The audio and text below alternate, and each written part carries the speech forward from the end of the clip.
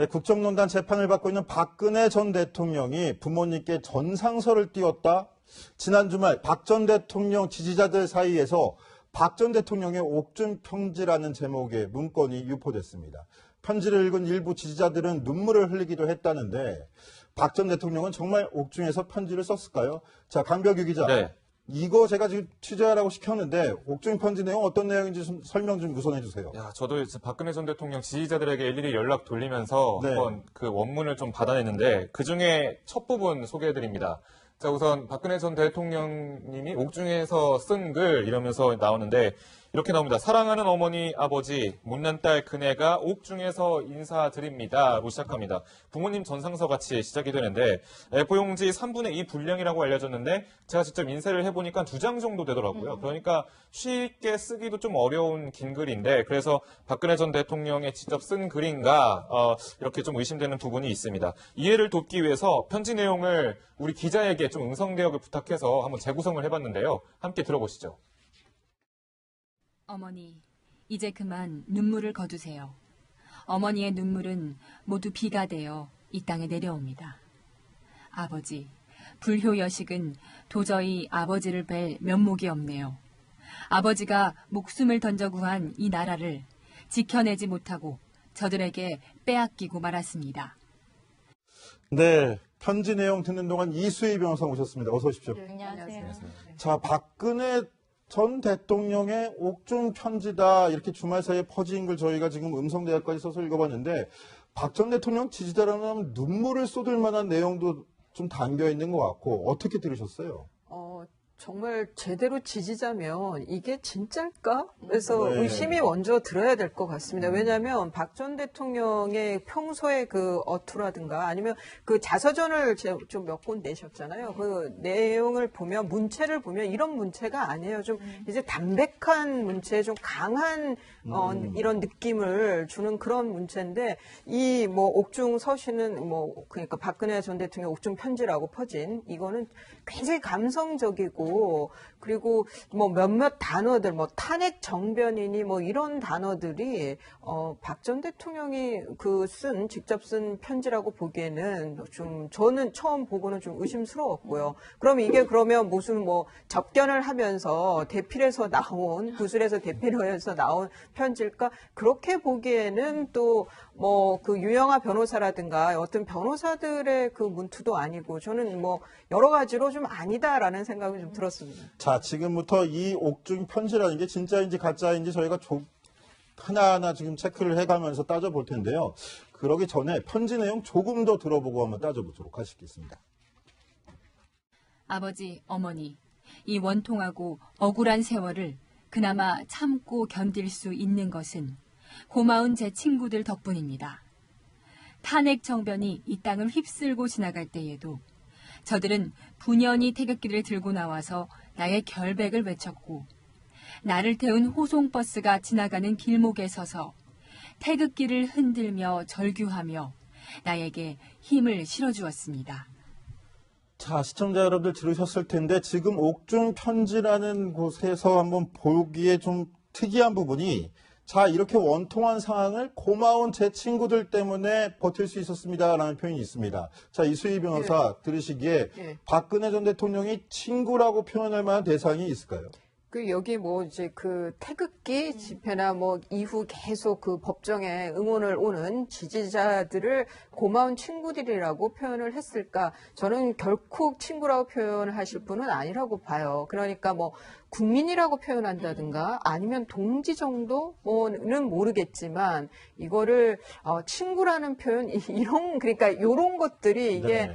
직접 쓴 편지는 절대 아니겠다라는 생각을 하죠. 그러니까 그 뭐 전역 전 의원도 그렇게 뭐 말씀하고 많은 분들이 얘기하지만 박 전 대통령이 생각하는 거는 좀 이렇게 대단히 권위적인 사고로 좀 근대적인 사고로 국민과 뭐 이런 대통령의 관계를 보기 때문에 결코 친구라는 표현을 안 쓸 것 같습니다. 자, 이현수 기자. 네. 박근혜 전 대통령이 대표 시절부터 청와대 입성해서까지 이현수 기자가 마크맨을 하기도 했었는데 네.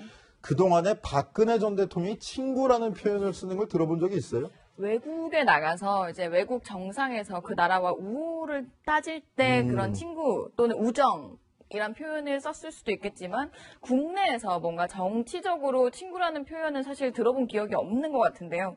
게다가 뭐 친박계 의원들을 통해서 들어보면요, 이제 탄핵 국면에서 그 태극기 집회에 참석하는 그 지지자분들에게 매우 감사하다라는 뜻은 그 측근 의원들한테도 여러 번 피력을 했다라고 알려져 있긴 한데, 실제로 이런 뭐 친구라는 표현도 그렇지만 감사하다는 뜻을 이런 편지라는 형식을 썼을까? 그러니까 예전에 2월에 생각해 보시면 근해동산이라고 박근혜 전 대통령 팬클럽에서 네. 이제 편지를 모아서 박 전 대통령에게 전달을 했고 그 삼성동에 전달을 했고 그 박 전 대통령이 감사하다라는 답신을 받았다라는 게 기사화돼서 저희도 네네, 다룬 그랬었죠. 적이 있었는데요. 그러니까 그런 감사하다라는 뜻도 이렇게 뭔가 친필 이렇게 서신을 쓴다기보다는 이렇게 메시지를 통해서 전달하는 것이지, 박 전 대통령이 이런 옥중에서 편지를 써서 그것도 친구라는 표현으로 지지자들에게 이야기를 한다라는 건 박 전 대통령의 스타일과는 좀 맞지 않다. 이 편지는 좀 가짜가 아닐까라는 생각이 들었습니다. 네, 그러면 우리 강병규 기자가 아침부터 저한테 이 취재 지시를 받고 고생을 좀 했을 텐데요. 강병규 기자, 이 박근혜 전 대통령의 옥중 편지라는 이 글, 어디서 어떻게 퍼지기 시작했는지 취재가 좀 됐습니까? 자, 우선 보수 진영과 박근혜 전 대통령 지지자들 사이에서는 다 퍼진 것 같습니다. 급속도로 퍼졌는데 주말 사이에 퍼진 것으로 보입니다. 자, 뿌리를 찾아서, 최초 유포자를 찾아서 제가 지지자와 통화를 해봤습니다. 대구에서 만난 분들이 그 얘기 했어요. 버스 타고 내려오면서 그 글을 보고 울었다고. 그래서 뭐 어떻게 유포된지 저는 전혀 모르고 있고요. 나중에 뭐 페이스북에 보니까 여러 사람들이 포스팅을 했더라고요. 그런 거를. 자, 이렇게 뭐 눈물을 흘렸다라는 지지자도 있지만 가짜로 의심하는 지지자들도 있습니다. 자, 우선 뭐 지지자들 사이에서 뭐 이런 얘기가 나오고 있는데, 안 믿는 지지자들은요, 인간 박근혜는 자신을 위해 변명하는 사람이 아니다. 비난한다면 참 나쁜 대통령 같이 촌철 살인을 하는 분이다라고 얘기를 했고요. 영국을 방문했을 때 일화를 장문의 문자 메시지로 소개하는 그런 지지자도 있었습니다. 한번 뭐 일단은 영국 방문 때 차에서 내렸을 때 한번 미끄러진 적이 있었는데요. 그때 치마에 걸려서 예, 바로 지금 지금 나오는 영상이죠. 지금 나오는 이 영상입니다. 이제 박근혜 전 대통령이 차를 이제 내리는데 이제 약간 지금 삐끗하는 모습이 보이죠. 이때 뭐라고 한마디 했냐면 드라마틱 엔트리, 그러니까 극적인 입장, 이렇게 표현을 했던 겁니다. 임기응변으로 임기응변. 그리고 본인의 실수가 있으면 그것을 당당하게 그냥 넘기는 그런 사람이지, 뭐 자신의 잘못을 비굴하게 뭐 변명하는 사람은 아니다. 이런 게 지지자들의 입장입니다. 따라서 이 편지는 가짜다. 이렇게 보고 있습니다. 자, 그런데 이현수 기자, 네. 박근혜 전 대통령의 옥중 편지라는 글들이 유포된 게 이번이 처음이 또 아니라면서요? 그러니까 정확히 따지면요, 이번에 사실 SNS에 돌고 있는 건 가짜 편지고 예전에 가상 편지가 한 번 아, 있었습니다. 가상 그렇죠. 편지. 지난해 12월 정도에 이제 촛불 집회가 한창일 때, 실제로 그때는 탄핵 선고가 나기도 전이었는데요.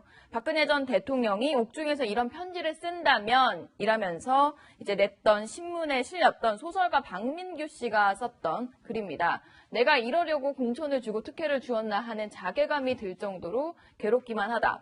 박근혜 전 대통령이 사실상 그 대국민 담화를 하면서 했던 말투를 따와서 쓴 글이고요.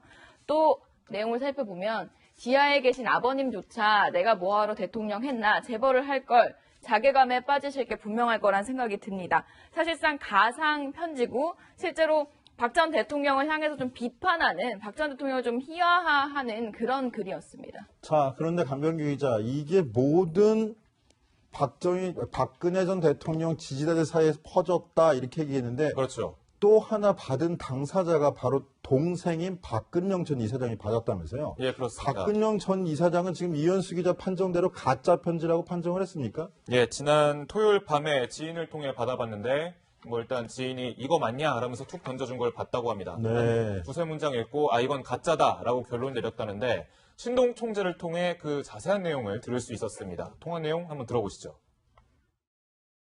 토요일 저녁이겠군요. 우리 아내도 받은 게 지인으로부터 카톡을 받았다고 그래요. 그래서 예, 그 내용을 읽어보셨다고 그럽니다. 좀 어떤 반응이셨나요? 보수 진영에서 사실 근거한 내용들이 조금 정확하게 이렇게 카톡이든지 뭐 기타 어떤 페이스북이든 어찌됐든 간에 메신저를 통해서 도는 이야기들이 조금 더 정확했으면 좋겠다. 이런 가짜 뉴스들이 결코 박근혜 대통령에게 도움이 되지 않는다. 그런 말씀을 하셨습니다. 박근영 전 이사장도 직접 봤는데 가장 눈에 거슬렸던 부분이 바로 친구들이라는 단어였다고 합니다. 박근혜 전 대통령은 친구들이란 단어를 절대 쓰지 않는다. 그러니까 뭐 다른 좀 고지식한 단어를 사용하지 이게 친구들이라고 편하게 부르지 않는다.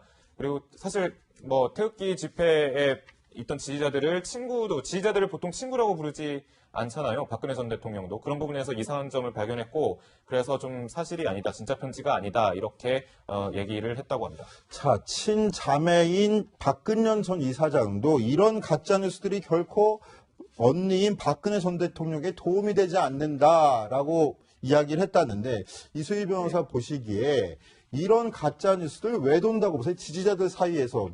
그러니까 이제 이런 편지라는 게 이렇게 특별한 지지자들 입장에서는 특별한 어떤 계기들이 좀 계속 있었으면 좋겠는데 그런 것들이 없으니까 이런 게 하나씩 이제 좀 이슈가 되면은 뭐 가짜든 뭐든 그래도 다시 지지자들이 약간은 좀 이렇게 서로 말을 하거나 뭔가 움직일 수 있는 그 뭐랄까 계기가 좀 된다고 할까요? 뭐 비록 가짜라고 하더라도 네네. 또 하나는 이제 지지자들이 생각하는 어떤 바람, 기대 이런 것들이 또 편지 안에 묻어서 이렇게 또 가짜 편지가 이렇게 계속 유통이 되는 거 아닌가 싶습니다. 그러니까 좀 바람, 기대가 이런 가짜 편지를 만든다는 생각도 듭니다. 자, 박근혜 전 대통령을 회상하거나 힘을 실어주기 위한 바람, 지지, 응원 이런 메시지들도 싣고 있을 건데 이런 가짜 뉴스들이 과연 박근혜 전 대통령 재판에는 유리하게 작용을 할까요? 그러니까 이 가짜 뉴스들이 만들어지고 또 유통이 되는 과정이 뭐 특정 누군가에 의해서 이루어지는 것이진 알 수는 없지만 그러니까 지지자들 사이에서는 박 전 대통령들의 지지자들이 사실 재판 과정이 매우 길잖아요. 그 과정에서 좀 결속력을 높이는 용도가 아니냐 뭐 이런 관측들도 나오는데 재판이 진행되면 될수록 사실 박 전 대통령 지지자들이 이제 좀 많이 격렬해지고 있습니다. 분위기가 실제로 최근에 박영수 특검에게 물병을 던져서 논란이 됐던 그 50대 여성 같은 경우는 경찰이 구속영장을 청구하기도 했는데요.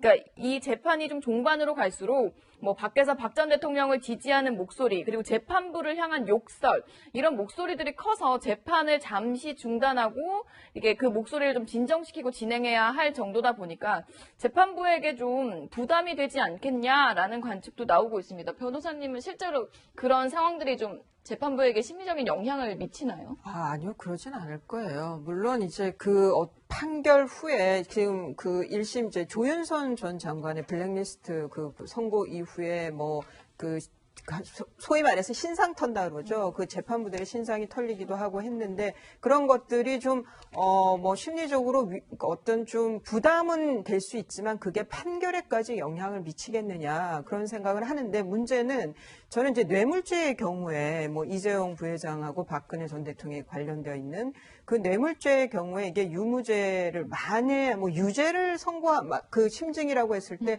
유죄 선고하는 데는 부담이 없겠지만 무죄 심증이라고 했을 때 무죄를 선고하면 이후에 어떤 변화에 대한 영향에 대한 그런 부담은 있을 것 같습니다. 그게 심리적인 부담하고는 또 다른 문제인 거죠. 그런 면에서 재판부가 상당히 부담을 느끼고 역사적인 책무감 이외에 굉장한 스트레스를 받지 않을까 싶습니다. 자, 우리 기자들도 이런 가짜뉴스 잘 걸러서 전해드리는 것도 굉장히 중요할 것 같습니다. 네. 자, 이번에는 분위기를 좀 바꿔가지고 정치데스크에 들어온 제보 하나 소개해드리려고 합니다. 최근 영화 택시 운전사의 흥행으로 덩달아 주목받는 인물이죠. 바로 전두환 전 대통령 주변 인물인데 바로 그 며느리인 탤런트 박상아 씨가 네.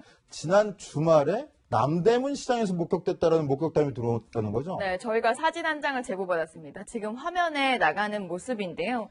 지금 사실 문재인 대통령도 영화 택시 운전사라는 영화를 보기도 하고 그리고 또 동시에 이와 맞물려서 전두환 전 대통령의 회고록이 판매 금지 처분을 받기도 했었는데 이런 논란 속에 그 며느리죠. 박상아 씨로 추정되는 인물이 남대문 시장에서 목격이 됐고 이 제보자가 이 내용을 제보를 해왔습니다. 좀 배우다 보니까 특유의 특유의 좀 정확한 발음 그리고 약간 카랑카랑한 목소리가 그대로 살아있었고 직원들에게 여러 가지를 꼬치꼬치 물어봤다, 질문 공세를 퍼부었다고 하더라고요. 그리고 옆에 이렇게 아이들이랑 함께 있었는데 이제 자녀로 보이는 아이도 있었고 이모라고 부르는 아이도 있었는데 전두환 전 대통령과 또는 전재용 씨와 많이 닮아 있더라라는 게 제보자의 증언입니다.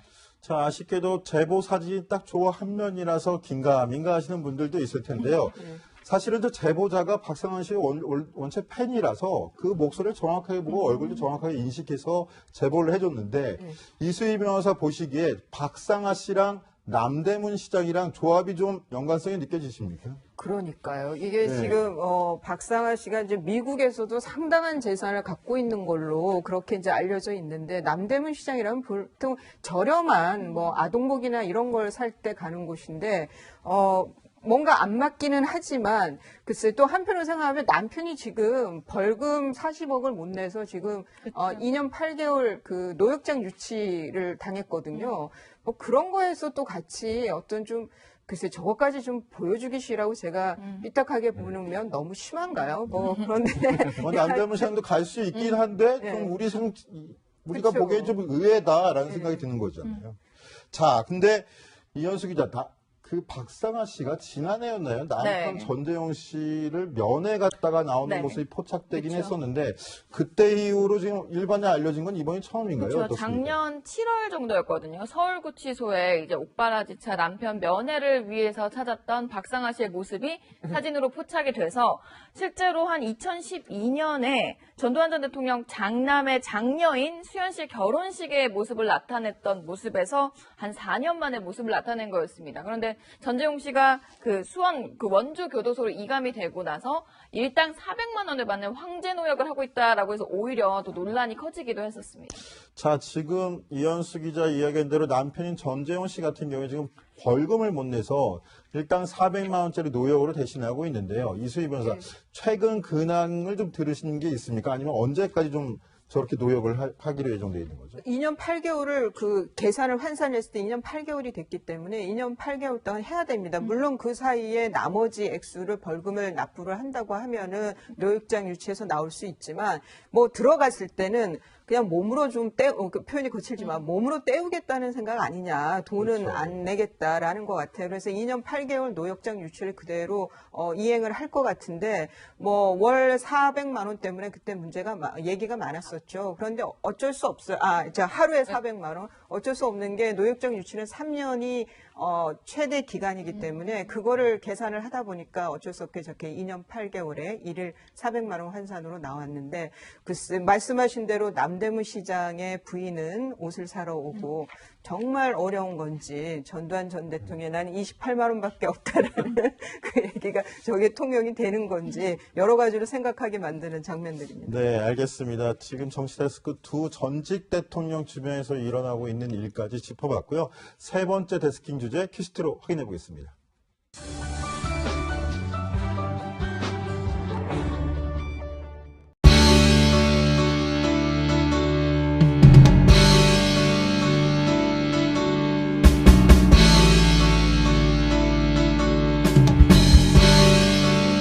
물론 이제 판결 후에 지금 그 1심 이제 조윤선 전 장관의 블랙리스트 그 선고 이후에 소위 말해서 신상 턴다 그러죠. 그 재판부들의 신상이 털리기도 하고 했는데 그런 것들이 좀 심리적으로 어떤 좀 부담은 될 수 있지만 그게 판결에까지 영향을 미치겠느냐 그런 생각을 하는데 문제는 저는 이제 뇌물죄의 경우에 이재용 부회장하고 박근혜 전 대통령이 관련되어 있는 그 뇌물죄의 경우에 이게 유무죄를 만에 유죄를 그 심증이라고 했을 때 유죄 선고하는 데는 부담이 없겠지만 무죄 심증이라고 했을 때 무죄를 선고하면 이후에 어떤 변화에 대한 영향에 대한 그런 부담은 있을 것 같습니다. 그게 심리적인 부담하고는 또 다른 문제인 거죠.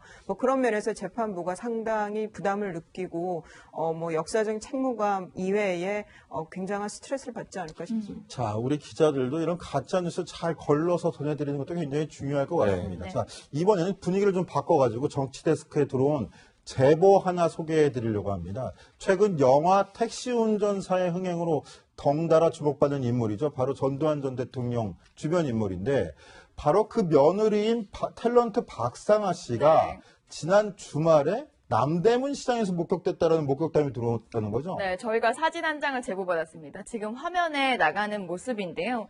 지금 사실 문재인 대통령도 영화 택시 운전사라는 영화를 보기도 하고, 그리고 또 동시에 이와 맞물려서 전두환 전 대통령의 회고록이 판매 금지 처분을 받기도 했었는데, 이런 논란 속에 그 며느리죠, 박상아 씨로 추정되는 인물이 남대문 시장에서 목격이 됐고, 이 제보자가 이 내용을 제보를 해왔습니다. 좀 배우다 보니까 특유의 좀 정확한 발음, 그리고 약간 카랑카랑한 목소리가 그대로 살아있었고, 직원들에게 여러 가지를 꼬치꼬치 물어봤다, 질문 공세를 퍼부었다고 하더라고요. 그리고 옆에 이렇게 아이들이랑 함께 있었는데, 이제 자녀로 보이는 아이도 있었고, 이모라고 부르는 아이도 있었는데, 전두환 전 대통령과 또는 전재용 씨와 많이 닮아 있더라라는 게 제보자의 증언입니다.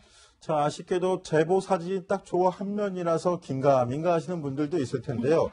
사실은 저 제보자가 박상아 씨의 원체 팬이라서 그 목소리를 정확하게 보고 얼굴도 정확하게 인식해서 제보를 해줬는데 이수희 변호사 보시기에 박상아 씨랑 남대문 시장이랑 조합이 좀 연관성이 느껴지십니까? 그러니까요. 이게 네. 지금 박상아 씨가 이제 미국에서도 상당한 재산을 갖고 있는 걸로 그렇게 이제 알려져 있는데, 남대문 시장이라면 보통 저렴한 뭐 아동복이나 이런 걸 살 때 가는 곳인데 뭔가 안 맞기는 하지만, 글쎄 또 한편으로 생각하면 남편이 지금 벌금 40억을 못 내서 지금 2년 8개월 그 노역장 유치를 당했거든요. 뭐 그런 거에서 또 같이 어떤 좀, 글쎄 저것까지 좀 보여주기 싫라고 제가 삐딱하게 보면 너무 심한가요? 뭐 그런데 남대문 시장도 갈 수 있긴 한데 네. 좀 우리가 그쵸. 보기에 좀 우리 아내도 받은 게 지인으로부터 카톡을 받았다고 그래요. 예, 그래서 그 내용을 읽어보셨다고 그럽니다. 좀 어떤 반응이셨나요? 보수 진영에서 사실 근거한 내용들이 조금 정확하게 이렇게 카톡이든지 뭐 기타 어떤 페이스북이든 어찌됐든 간에 메신저를 통해서 도는 이야기들이 조금 더 정확했으면 좋겠다. 이런 가짜 뉴스들이 결코 박근혜 대통령에게 도움이 되지 않는다. 그런 말씀을 하셨습니다. 박근영 전 이사장도 직접 봤는데 가장 눈에 거슬렸던 부분이 바로 친구들이라는 단어였다고 합니다. 박근혜 전 대통령은 친구들이란 단어를 절대 쓰지 않는다. 그러니까 뭐 다른 좀 고지식한 단어를 사용하지 이게 친구들이라고 편하게 부르지 않는다. 그리고 사실 뭐 태극기 집회에 있던 지지자들을 보통 친구라고 부르지 않잖아요. 박근혜 전 대통령도. 그런 부분에서 이상한 점을 발견했고, 그래서 좀 사실이 아니다, 진짜 편지가 아니다, 이렇게 얘기를 했다고 합니다. 자, 친자매인 박근영 전 이사장도 이런 가짜뉴스들이 결코 언니인 박근혜 전 대통령에게 도움이 되지 않는다라고 이야기를 했다는데, 이수희 변호사 보시기에 이런 가짜뉴스들 왜 돈다고 보세요? 지지자들 사이에서. 그러니까 이제 이런 편지라는 게 이렇게 특별한 지지자들 입장에서는 특별한 어떤 계기들이 좀 계속 있었으면 좋겠는데 그런 것들이 없으니까 이런 게 하나씩 이제 좀 이슈가 되면은 뭐 가짜든 뭐든 그래도 다시 지지자들이 약간은 좀 이렇게 서로 말을 하거나 뭔가 움직일 수 있는 그 뭐랄까 계기가 좀 된다고 할까요? 뭐 비록 가짜라고 하더라도 네네. 또 하나는 이제 지지자들이 생각하는 어떤 바람, 기대 이런 것들이 또 편지 안에 묻어서 이렇게 또 가짜 편지가 이렇게 계속 유통이 되는 거 아닌가 싶습니다. 그러니까 좀 바람, 기대가 이런 가짜 편지를 만든다는 생각도 듭니다. 자, 박근혜 전 대통령을 회상하거나 힘을 실어주기 위한 바람, 지지, 응원 이런 메시지들도 싣고 있을 건데 이런 가짜 뉴스들이 과연 박근혜 전 대통령 재판에는 유리하게 작용을 할까요? 그러니까 이 가짜 뉴스들이 만들어지고 또 유통이 되는 과정이 뭐 특정 누군가에 의해서 이루어지는 것이진 알 수는 없지만, 그러니까 지지자들 사이에서는 박 전 대통령들의 지지자들이 사실 재판 과정이 매우 길잖아요. 그 과정에서 좀 결속력을 높이는 용도가 아니냐 뭐 이런 관측들도 나오는데, 재판이 진행되면 될수록 사실 박 전 대통령 지지자들이 이제 좀 많이 격렬해지고 있습니다. 분위기가 실제로 최근에 박영수 특검에게 물병을 던져서 논란이 됐던 그 50대 여성 같은 경우는 경찰이 구속영장을 청구하기도 했는데요. 그러니까 이 재판이 좀 종반으로 갈수록 뭐 밖에서 박 전 대통령을 지지하는 목소리, 그리고 재판부를 향한 욕설, 이런 목소리들이 커서 재판을 잠시 중단하고 이게 그 목소리를 좀 진정시키고 진행해야 할 정도다 보니까 재판부에게 좀 부담이 되지 않겠냐라는 관측도 나오고 있습니다. 변호사님은 실제로 그런 상황들이 좀 재판부에게 심리적인 영향을 미치나요? 아니요, 그러진 않을 거예요.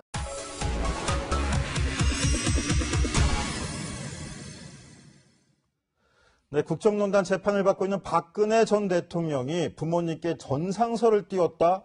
지난 주말 박 전 대통령 지지자들 사이에서 박 전 대통령의 옥중 편지라는 제목의 문건이 유포됐습니다.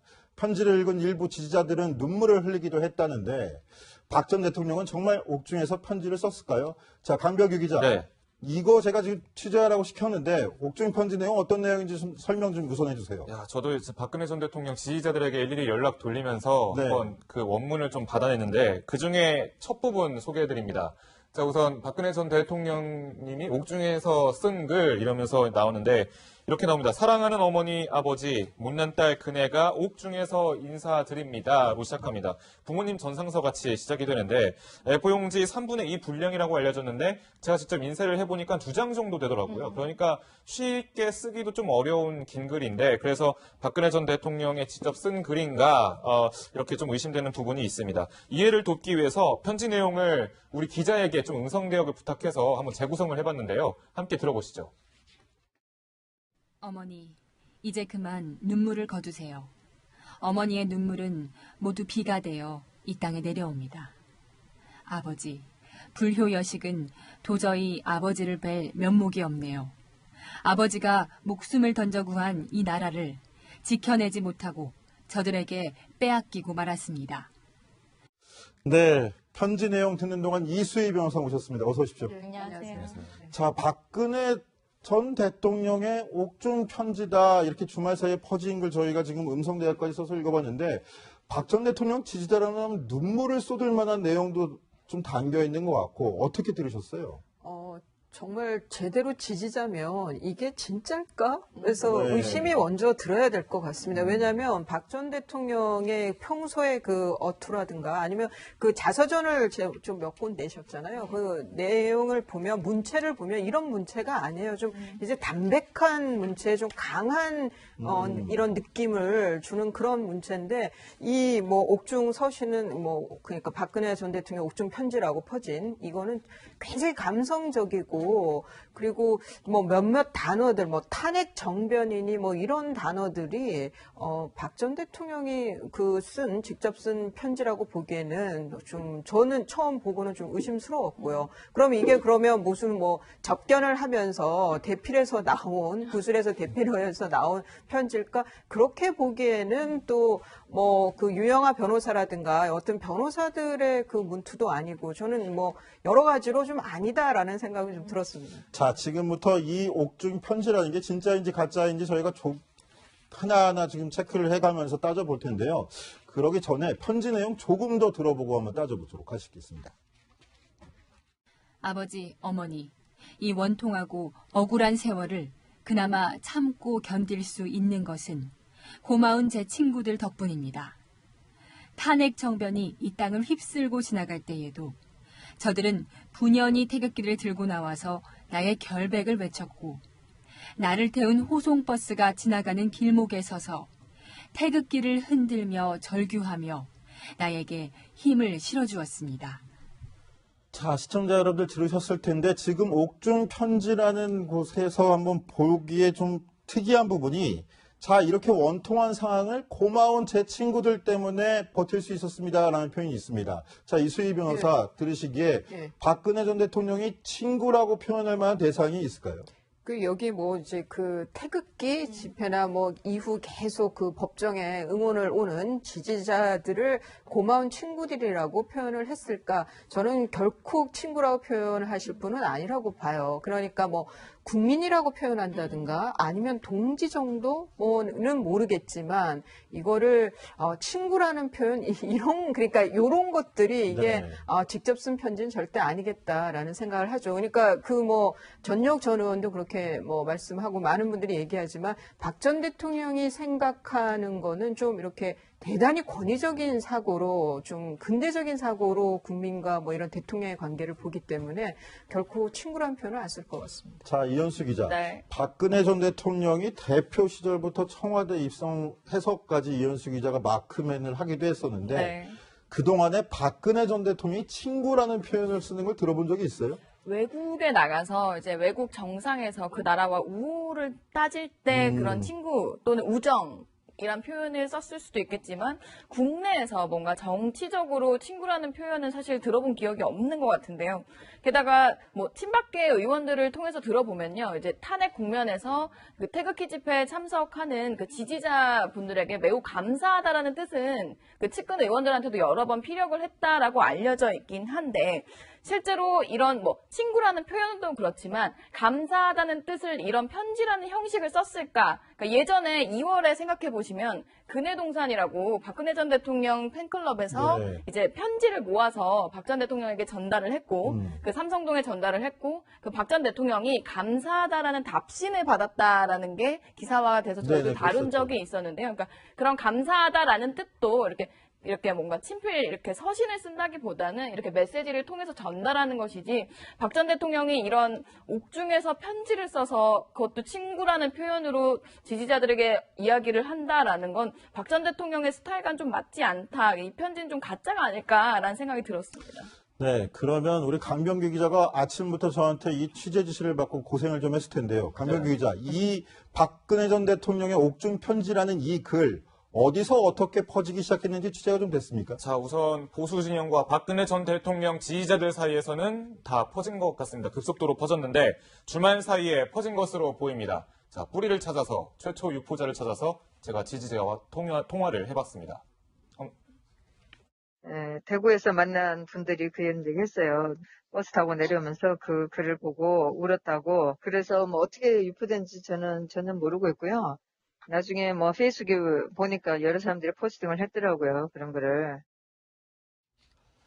자, 이렇게 뭐 눈물을 흘렸다라는 지지자도 있지만 가짜로 의심하는 지지자들도 있습니다. 자, 우선 뭐 지지자들 사이에서 뭐 이런 얘기가 나오고 있는데 안 믿는 지지자들은요, 인간 박근혜는 자신을 위해 변명하는 사람이 아니다.